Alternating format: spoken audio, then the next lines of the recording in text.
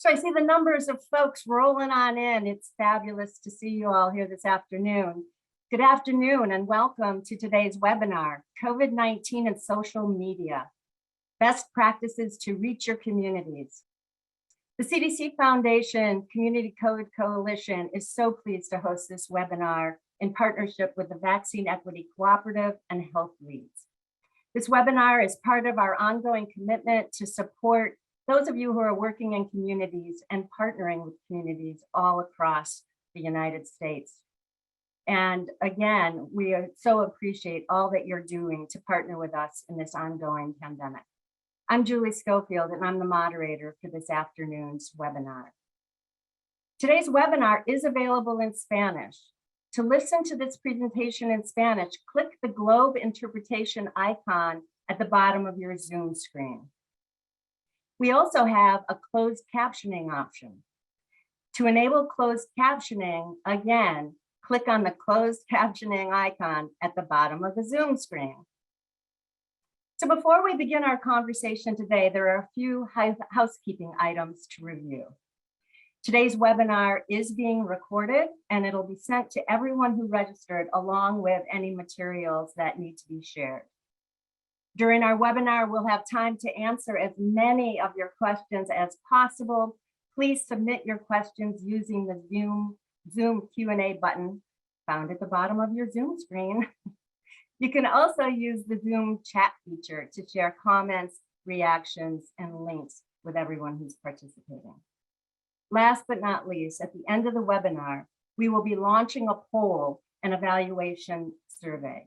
So please stick around, take the time, and quickly share your feedback on today's webinar and suggestions for future offerings. By way of a little background, the Community COVID Coalition is a project of the CDC Foundation.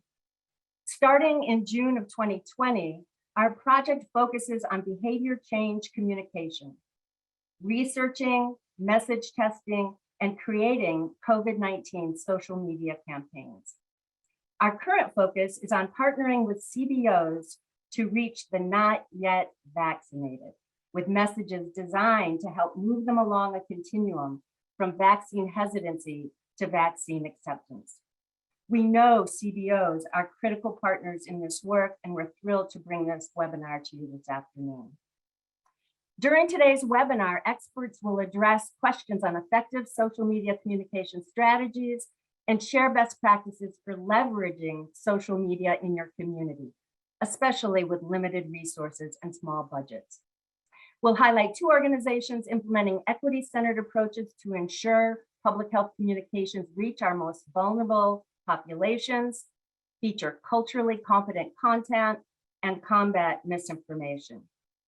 Getting us started will be Dana Variano, who co-leads the digital team at Rally, which focuses on inspiring folks to act online, converting clicks into meaningful offline impact.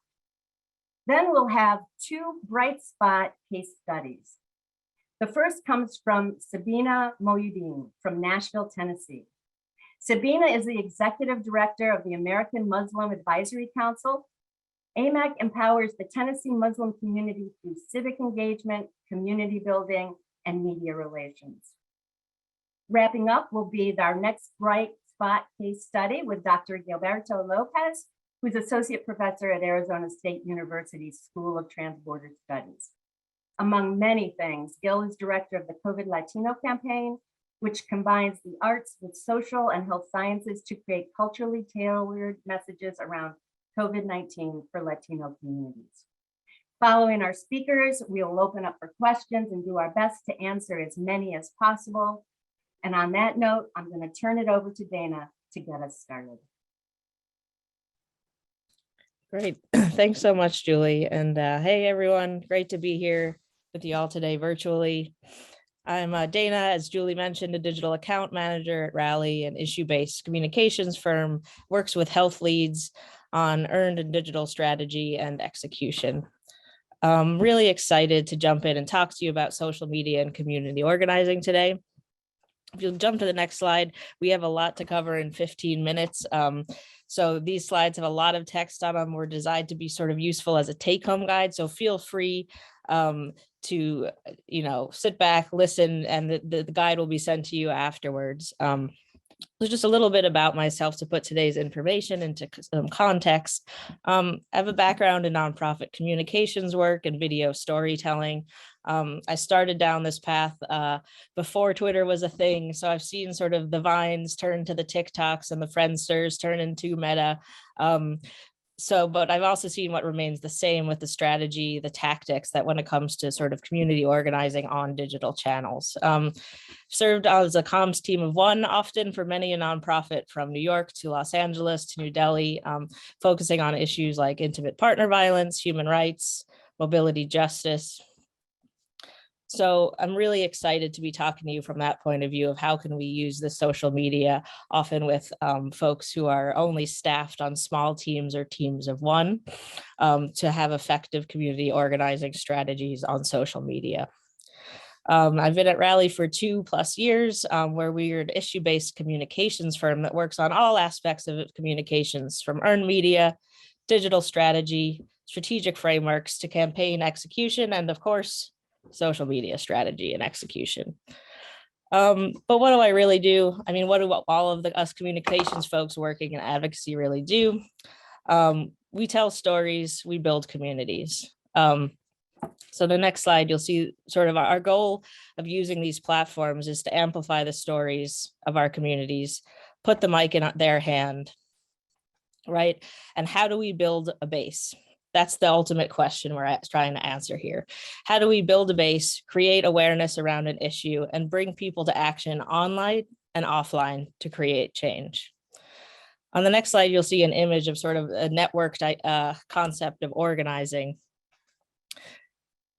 So how do we build these nodes, right? How do we get these folks who are sort of organizers in the center who will take leadership and action, orient and educate and mobilize others? We're going to talk about one way, which is the engagement ladder.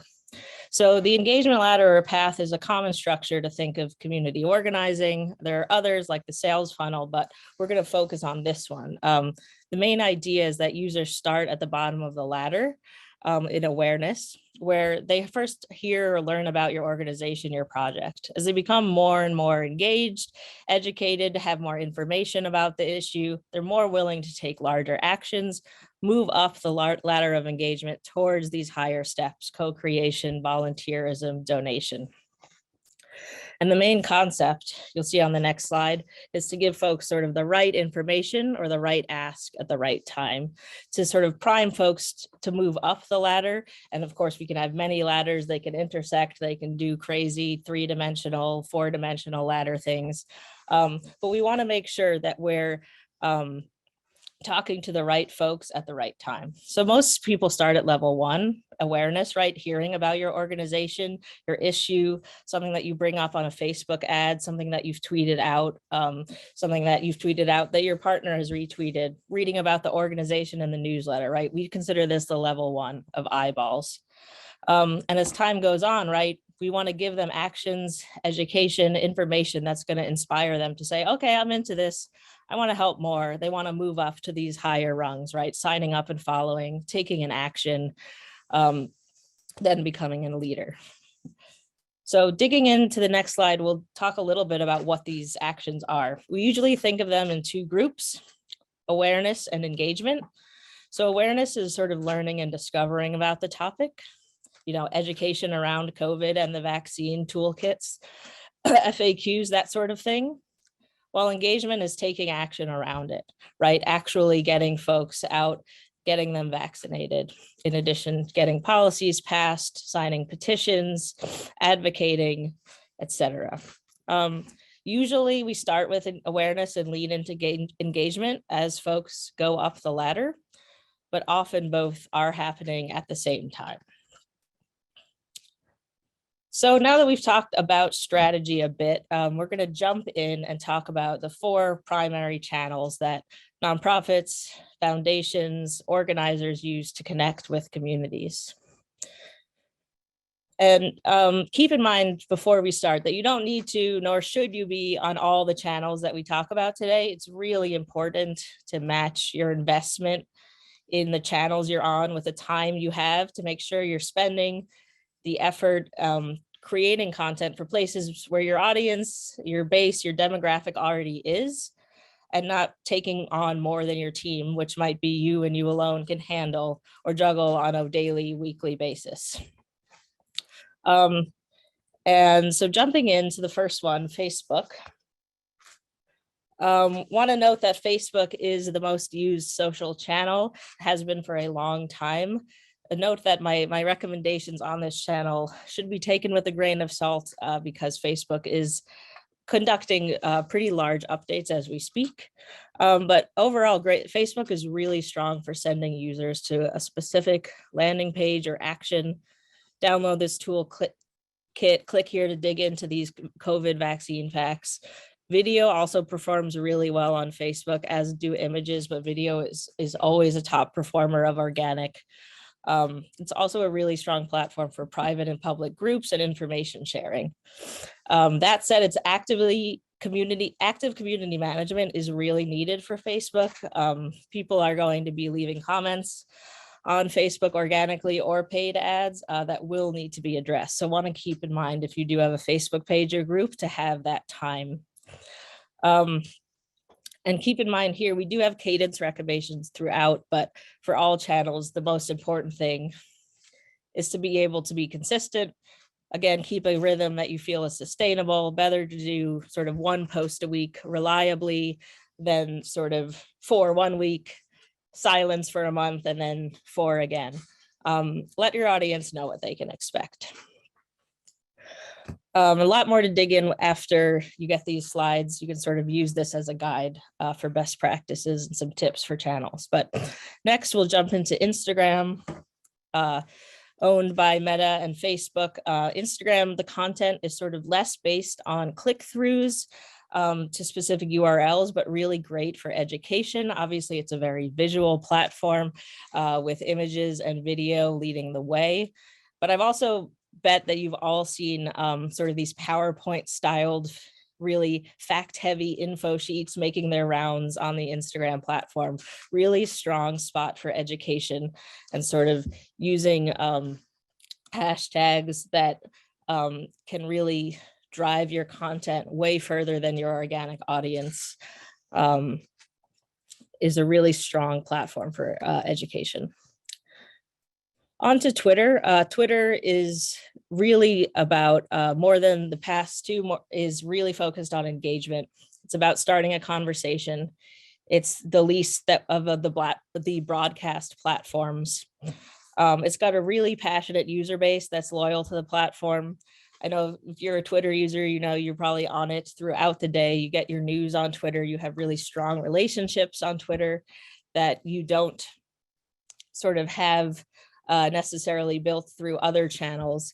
And like Reddit, it's sort of a really great place for niche conversations with specific audiences, including many issue advocates in the public health space. So the note here is that, you know, it's really worth engaging in if you're going to have the time to be on it a lot and engage.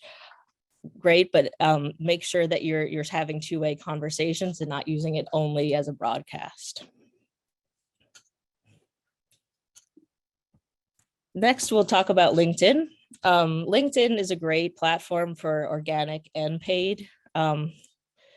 We have content that's sort of more geared towards thought leadership and folks who are sort of more focused on a specific issue, like on Twitter. So it's really great. And like Twitter, users can actually follow specific hashtags, COVID vaccine, for example, on Health Lead on LinkedIn, for example. And then if they weren't even following Health Lead's LinkedIn page, but were following that hashtag and Health Leads use that, it would be linking that information going right to their inbox. So there's some really strong options for LinkedIn for brands, both organically and paid. And speaking of paid, we've talked a lot about organic channels really quickly, I know. And sorry, TikTok, we'll get to you next time. But organic can only go so far due to the algorithms in place. Right, overall, these are pay to play channels.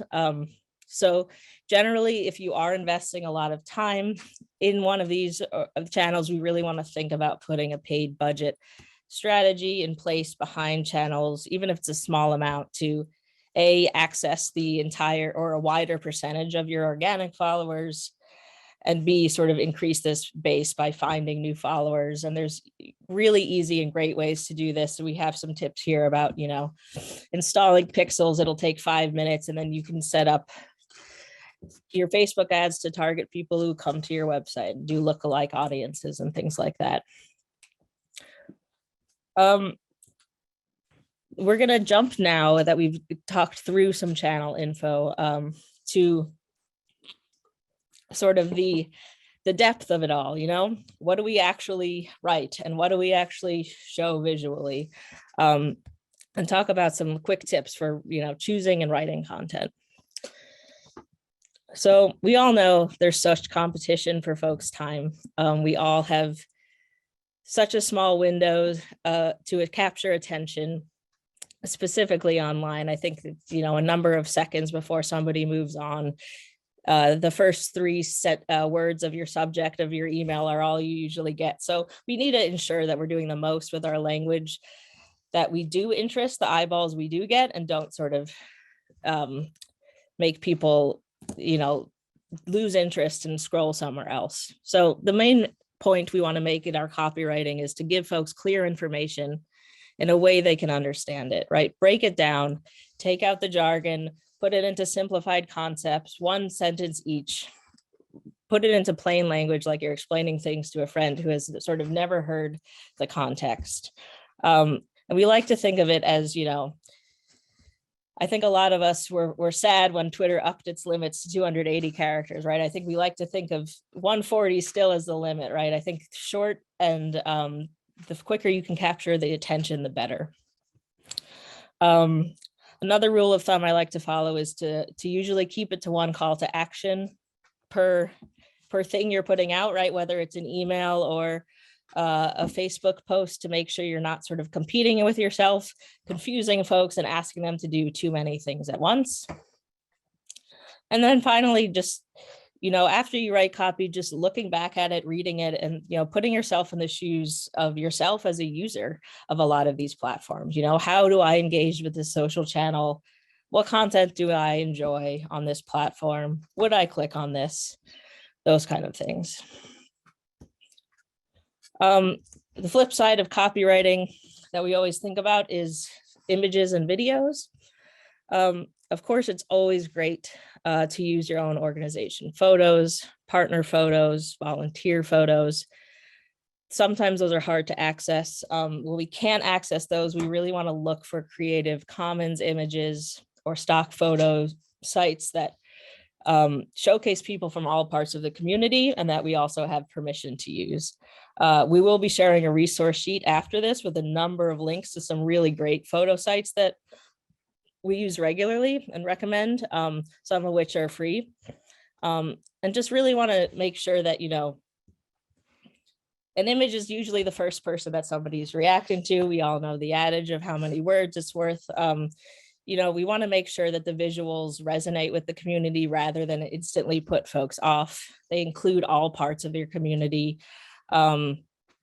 Using poor, inaccurate imagery can make people feel alienated or excluded. We want to really be choosy here and make sure we're putting as much time into picking images as we are into writing the copy. So the next thing we want to talk about, we've talked a lot about what to say and post on social, but as I mentioned with Twitter, the other very important flip side is how to engage with the community on social, because it's in the name. Social media is social. If we're not using it to have conversations, build connections, we're sort of missing out on a key benefit of investing time into online organizing. So first, we want to most importantly remember that this is your space. This is your community space.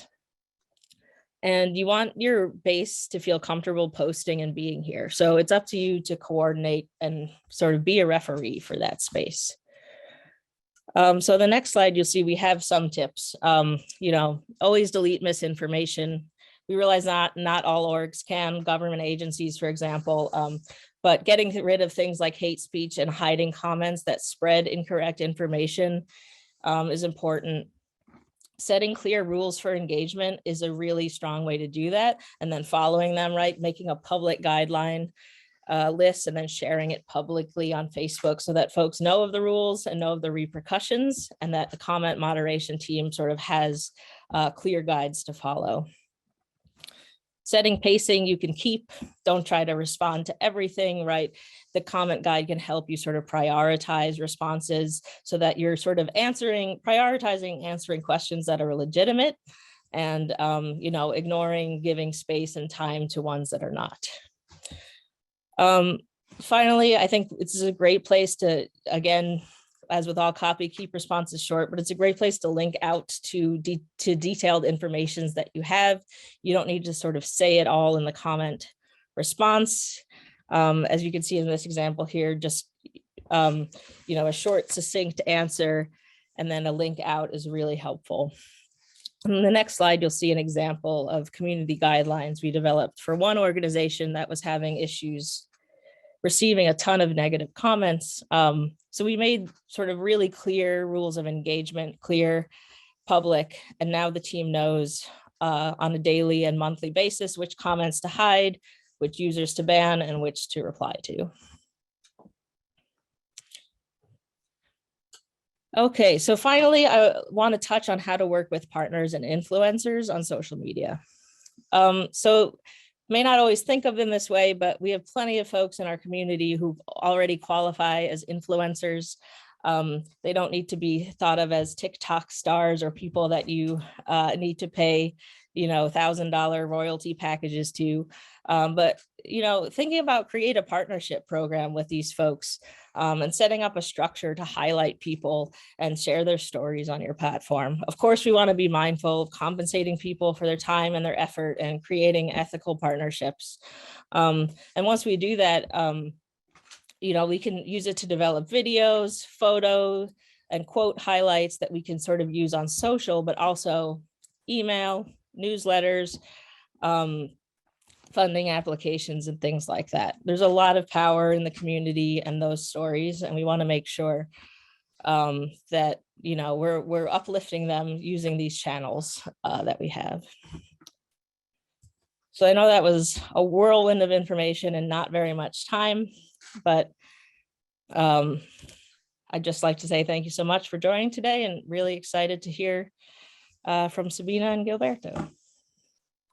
Thank you so much, Dana. That was really awesome. I love the ladder. I love the conversation about awareness to engagement. I think you've given a lot for folks to think about as they're going forward. I just want to quickly remind folks that we are going to share the recording out with all the registrants for today's webinar, along with the slides. So you'll have this information and perhaps some other resources as well. So have no fear about that. And on that note, I am going to turn it over to Sabina to talk about her organization and the way they're reaching the Muslim community in Tennessee. Thank you, Julie, and thank you, Dana. That was a great presentation. I have a lot to learn from it myself. But so I'm here in Tennessee, and the American Muslim Advisory Council is a statewide organization working to empower the Muslim community. We do civic engagement work, community building, and also media relations. So really this kind of COVID response was not something I thought I'd find myself working on. But when we quickly realized that the community is made of a lot of different mosques, few organizations, and there was really no one to step up and take that lead with that education piece on COVID and how to stay safe, especially early in the days of the pandemic. And so we stepped into that role. We had to pivot, and we worked with mosques to create like a committee, physicians committee, to give recommendations to mosques how to stay, why they should stay closed and how to safely open when it was time. And we made sure that our newsletter always covered COVID-related issues and resources, and we were sharing on social media through Zoom, but always putting it on Facebook also, webinars on different resources, whether there's PPP loans or how to stay safe, what do you do if you have COVID, and things like that early in the pandemic. So what we realized, in understanding the Muslim community, you have to ask the question, where do people get their news? How do people keep up with what's going on around them? And we are a largely immigrant community. And you have to look at our community in terms of which generation you're looking at, the older generation or the children who grew up here. But I would say the older generation got their news from back home. So they were still following and keeping up with what's going on back home, whether it was on TV, through cable channels, or on social media. And so what you and I may have been watching on TV, if you were watching the evening news, was a pandemic that was spreading. People were anxious, but you saw the images of a lot of white Americans worried about the pandemic or getting sick or getting to the hospital. And you didn't, as a Muslim, you didn't see your own narrative there. You didn't see your own stories there. And so there was this disconnect. And then on top of that, people are following influencers or news agencies from back home. So there was, this disconnect of what's actually going on here, and is it connected with me, or what's going on back home. But we know in our community, Facebook is the number one means of social media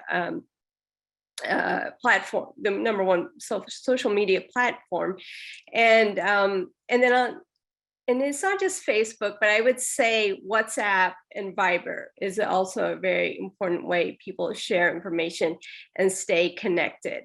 And so thinking about on an equity level, we had to think of, well, how do we get this messaging around staying safe from COVID, or when the vaccine came out, how do we get this message to really resonate with the Muslim community?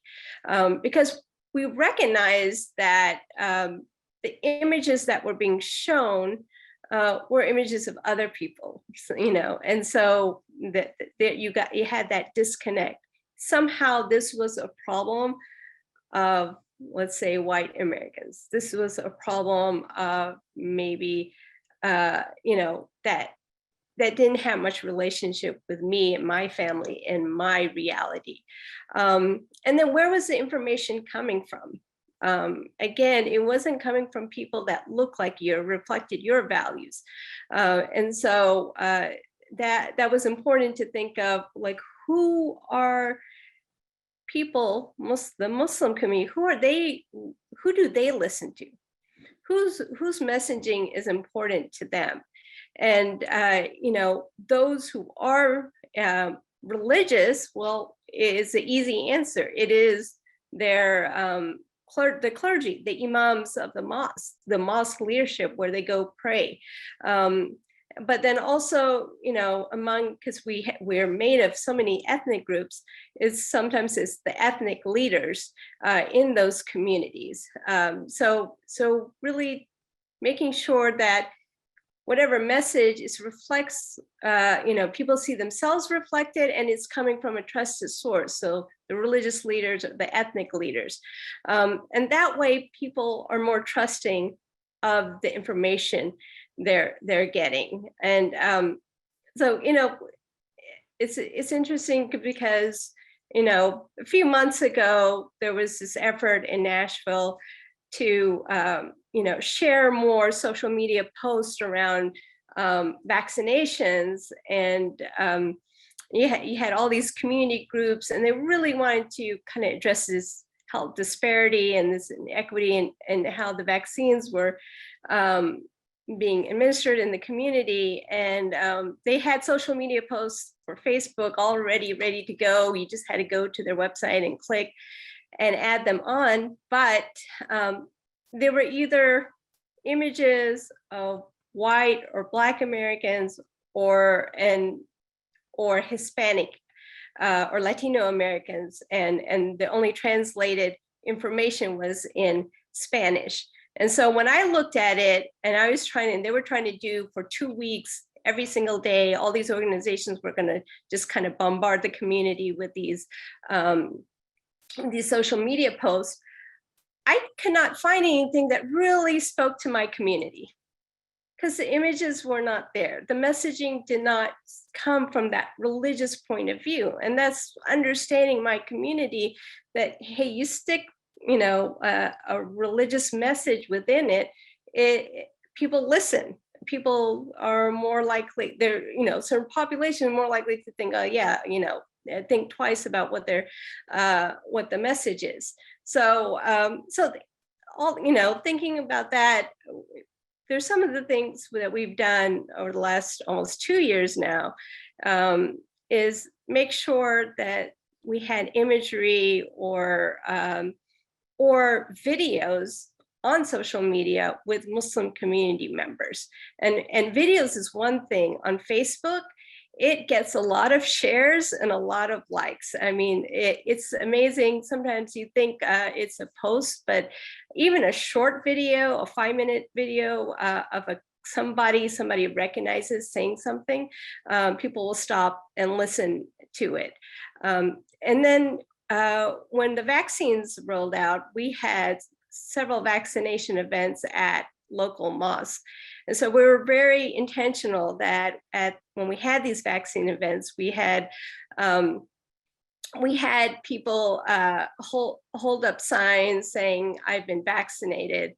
And if you can, Megan, share the slide that I have. So we were at these vaccine events that we helped put together. Thank you.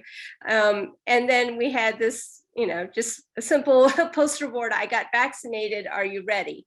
And so people could see that people like them was getting vaccinated.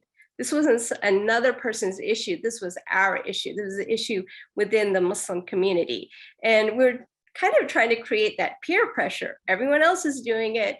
Why aren't you doing it? And so kind of that kind of messaging. And also in this slide, the vaccines rolled out.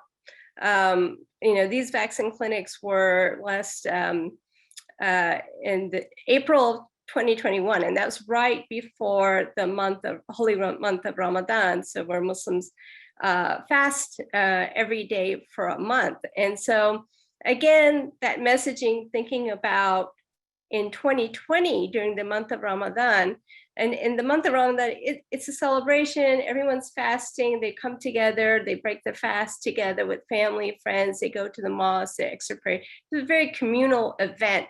But in 2020, all the mosques were closed, and people were doing it in isolation at home, just with their immediate families. So this was a chance to kind of come out of the pandemic. Things got better, and so again. Kind of asking the people the question, don't you want to have that same Ramadan that you used to love, where you're with community and but you're still safe? And so that's the idea about kind of using that religious messaging, using, for us it was Ramadan, but whether it's a holiday or any other special occasion, kind of pairing that up, and how can you remind people that vaccinations can make that even safer. So that's kind of the campaign we had going during Ramadan to try to get people vaccinated. At those events, one of our local imams or clergy, he got vaccinated, and he actually, he was like, "Take pictures of me, take video of me," and so he posted it on his social media, pictures of him getting vaccinated, and it got a lot of shares. So he was the example of the influencer. He was a local imam, lived here a long time. He was well known in the Somali community. He had been the imam in 2 different mosques, and one of them was the largest mosque here in Nashville. So a lot of people knew him, and so it was very, he could influence a lot of people, and so I thought that was very important to have him do it. So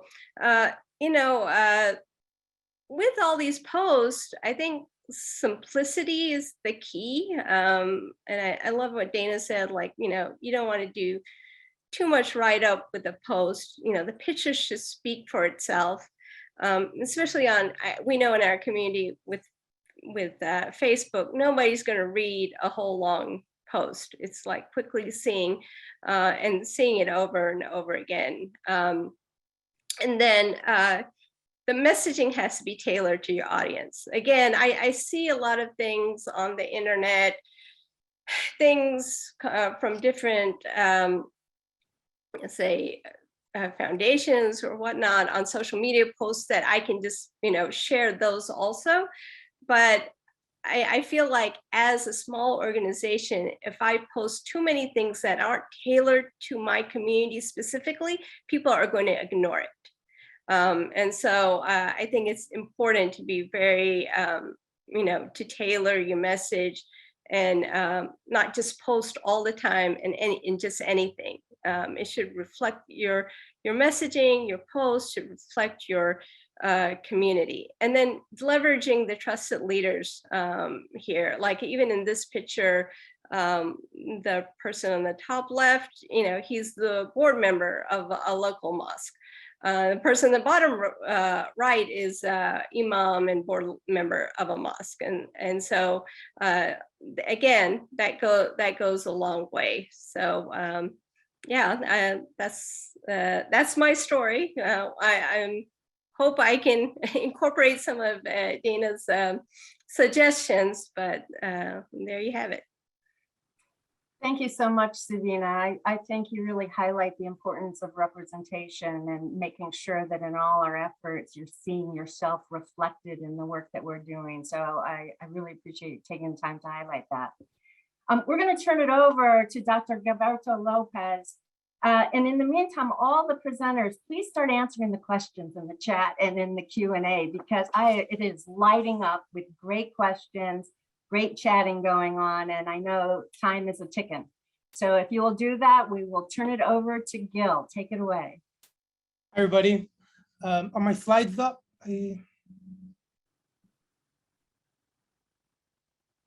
So my name is Gilberto Lopez. I'm an assistant professor here at Arizona State University School of Transborder Studies. I'll be talking a little bit about the COVID Latino campaign or health communication campaign that I'm a director of and that we launched about a year and a half ago that we started this project. And I'll talk a little bit how the work that we've been doing. But first, next slide. First, I want to give this a little bit of context. So these are, sadly, these data are outdated now. COVID-19 has been the one event where most death has happened in the US.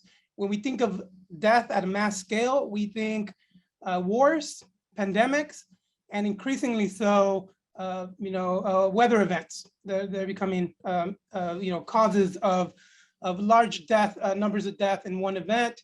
And COVID is now at 800 something, I believe, here in the US, which is more than all of these wars here put together. So it is exceptional times that we're living through. And I keep saying 100 years from now, when we look back at this, we're going to see how big of an issue this was and how it affected many different communities. Next slide. And the story here is that although it is the number one cause, the largest cause of death in recent times, that is not equally distributed across communities, across populations in the US.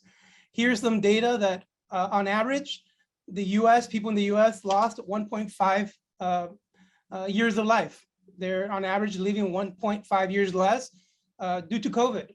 That's different for Hispanic Latino men who lost almost 4 years of life, of average of life because of COVID. So there's these inequities. Certain populations are higher risk, and there's different reasons why. You know, we look at social determinants of health, the context and the history behind who lives where do they work, and how does that put them at risk, has disproportionately affected minoritized communities, including Hispanic, Latino, Latinx communities. Next slide, please. And one of these determinants is information. We've been talking about this. Where is information coming from? Where is our community getting information? This came out late last year, and it was from a report from the Nielsen organization, and finding that Latinos are more likely to consume and share misinformation online.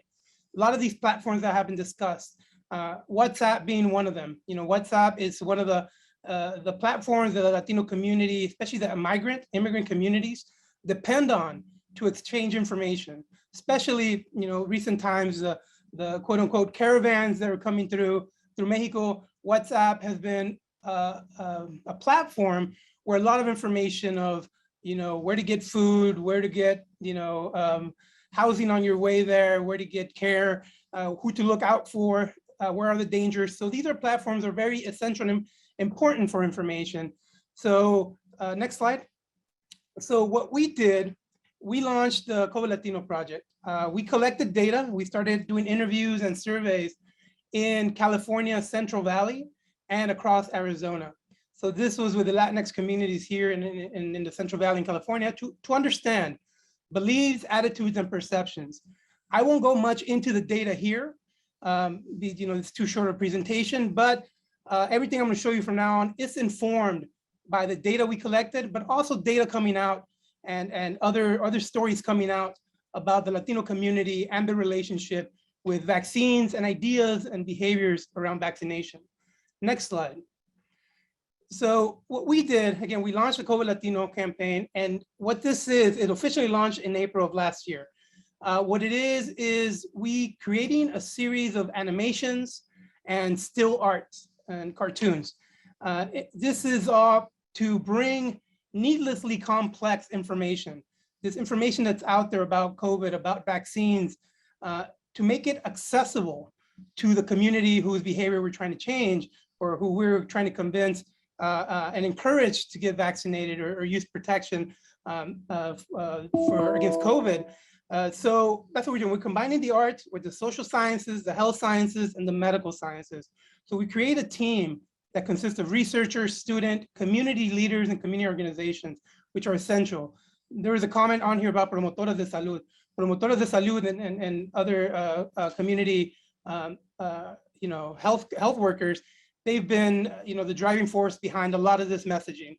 And without their work, I mean, it's impossible to move health equity without this true collaboration with community and allowing them to have an equal voice at the table. So what I'm going to do, I'm going to show you two animations. They're short 1-minute animations, so you could understand what I'm talking about. Then I'll go into the theory and how we came about these. They are going to chip you with the vaccine. They will follow you. They will track everything you do. Look, I'm so upset about this. My temperature is 102 degrees.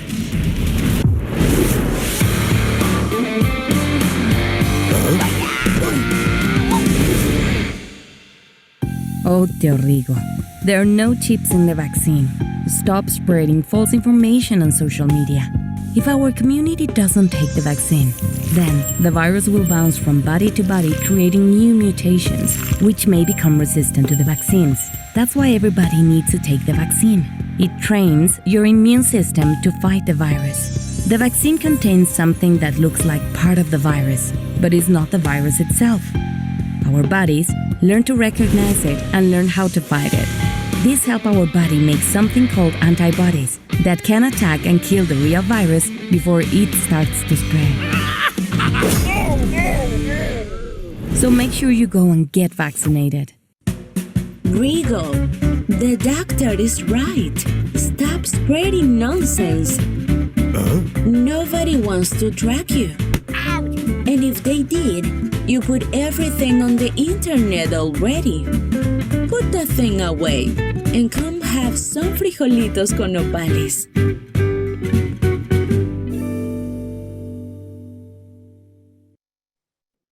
So I'm going to show one more to answer some of these questions.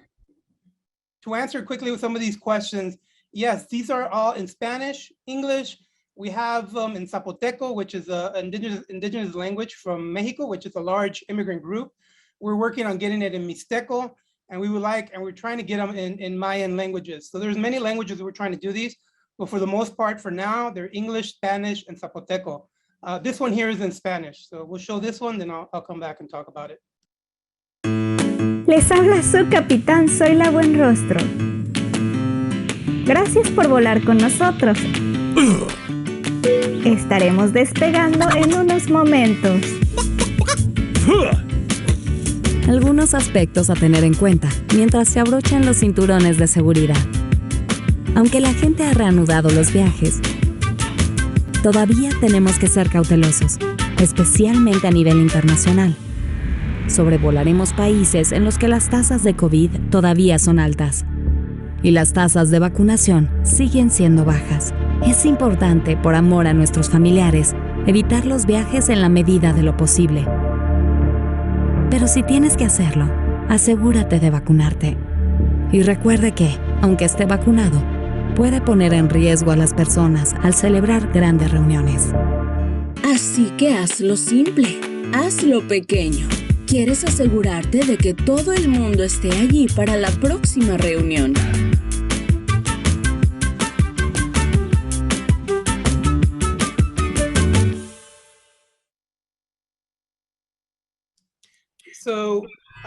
So we create these animations Les based on different data points that we had. So if you see here the themes that are emerging, the first one talks about there was this fear, specifically men, and not just Latino men across the world, even women, but men for the most part, were afraid to get the vaccine because there's a chip in the vaccine that you're going to get tracked with, or the government's trying to get you. These fears are rational. They're not as irrational as we think they are, because just look at the history of many countries, including ours. There is a history of trying to get certain people out of the country, and there is history of trying to track individuals. So the fears themselves is something we're not trying to judge, but we're trying to understand, where does this fear come from, and then work with those ideas to propose and bring information that is scientifically or medically informed. That's the first one. The second one came out when, especially in the Latino community, you had a lot of people flying back to their countries. And the risk is that, we're the most infected country in the world. We're bringing the disease to them. That's how it's perceived. So we're trying to raise awareness of, yes, please know that not everybody has access to vaccines like we do in this country. Even though there's inequities in who gets access within the U.S., globally speaking, we have a lot of access to these vaccines compared to other countries, and a lot of these are Latin American countries. So be mindful of it. Protect the family you're going to go visit. If you can, don't go. But if you have to go, use these best practices. So these are the messages. Quickly, before I forget this, there's questions about accessing these. All of these animations that we created, they're free. They're free. They're made. They're designed to be shared. You could go to our website. Our website is not that great. We're a small shop when it comes to the website and all that. But our social media platforms have these. We have a YouTube channel. You could use those. If you wanted to get the links yourself and download them, contact me, and then I'll gladly connect you with the link to actually download them and have them as MP4s. So really briefly, just to end here, can we go back one slide? I'll finish in a minute. So the other thing we did was infographics. This is what came out from the NIH or CDC, yeah, NIH. This is a standard infographic you see in a clinic. So what we did is, how do we make this more culturally attuned and culturally tailored? So what we created is, this next slide, please. We created these loteria cards. So it's the same information. Next slide. It's the same information, but with more of a cultural iconography that we're using. And the rationale here is if you're walking out of a clinic, out of a market, supermarket, a corner store, if you see this, it's going to make you look twice. You might not read it. Most people probably won't read it, but you'll look twice because this looks familiar. The other one is your standard. Every clinic has some sort of infographic like that. So we created these. We have a series of these. Next slide. And then we also collaborate with artists to use cultural iconography and characters. Virgen de Guadalupe, Vicente Fernandez on a horse. Next slide. And then we also have historical figures, La Delitas from the Mexican Revolution. You have warriors from pre-colonial times. Again, to kind of appeal to that cultural relevancy that, and sense of identity that people have to get the message. Next, please. And I think this is the last one here. We also collaborate with artists, Lalo Alcaraz, who worked on Coco. He's got a show on Fox, cartoons on Fox. So we worked with a series of these cartoons. So every week he was creating one on different themes. One here on the right, farm workers. We wanted to get this, we depend, one thing I guess we could be proud of as a country is our food supply was never really stopped. We had shortages of certain things, but in general, we had food to eat, thanks to literally the backs of those working, essential jobs, including agriculture. So that's what that animation. The one on the left, this one came out when governments, when state and county governments were raffling away cars, millions of dollars. And the message here is you might not win the $1 million, but there's other things you could win with the vaccination. And again, this is kind of return to normal kind of image. Again, using iconography from the Mexican Loteria game. So I think I'm out of time here. I'll end. Again, to answer the question that was asked, how do I get these? All of these, you could share them, you could use them. You just can't modify any of them, but they're all there for the communities to use. And if you have any question on using them, here's my email, contact me, and we could work something out. If you need us to modify anything, we'll be happy to, put your logos if you need to do that. The California Department of Public Health started using our animations. So that's what they're for, again, for the community to see. Thank you very much. Thank you so much, Dr. Lopez. I'm going to invite all our panelists to come back on screen here. We have almost run out of time. I'm going to pose one question here because it's one that comes up a great deal. And if all of you could just give us your kind of closing remarks in the context of how you might address this question, it'll probably come as no surprise that we've gotten a lot of questions about how to deal with misinformation, how to deal with the trolls out there, how to deal with hate comments that are posted against your organizations or on some of the things you post. So in just closing here in a sentence or two, can you give us that last little juicy bit of advice for our CBOs out there about how best to deal with this issue? And I'm going to ask you, Dana, to kick it off. Yeah, sure. And as we have some folks have been mentioning in the comments, I think it's very different depending on, if you're just a community nonprofit that started yourself and you can sort of delete every post that comes your way, or if you're a university or government organization and there are rules for not, you can't hide or block anyone, freedom of speech. So we want to first and foremost pay attention to those rules. But secondly, I think the key with disinformation is, never repeating it and never sort of, using the myth again in the busting of the myth. And we also know that when we do engage with folks who are sort of saying misinformation, that, the algorithm is then seeing that as engagement and pushing it up. So it is sort of a catch-22. I think being really mindful of what channels you're on, and so that you're not trying to manage a Facebook page with comments coming in, and then also a Twitter, and then also a blog. Maybe if you're getting like really bad responses on your Facebook video ads, like try them on YouTube. And as somebody suggested, YouTube has a great feature where your comments go after you approve them, or trying it on a channel where the audience might be different. I think it's a lot of finding, where your base is, and going to them and having that conversation there. And the guidelines can really be a helpful way of sort of setting rules so that you can follow through. Right. Great. Thank you for that, Dana. We're going to be launching our poll here very shortly because we're so short on time, at the same time that we're asking our final speakers to just wrap up in a sentence or two. So Sabina, can you say in order to how you deal with mis and disinformation and the trolls out there who might be posting negative comments on your posts? Well, with the misinformation, I think we don't get a lot of comments on that, honestly, on social media. But we know people are sharing that misinformation especially on WhatsApp groups, and then that goes back to the educational piece and equipping those trusted messengers with whether it's social media posts, graphics that they can quickly put into those WhatsApp group to counter those messages.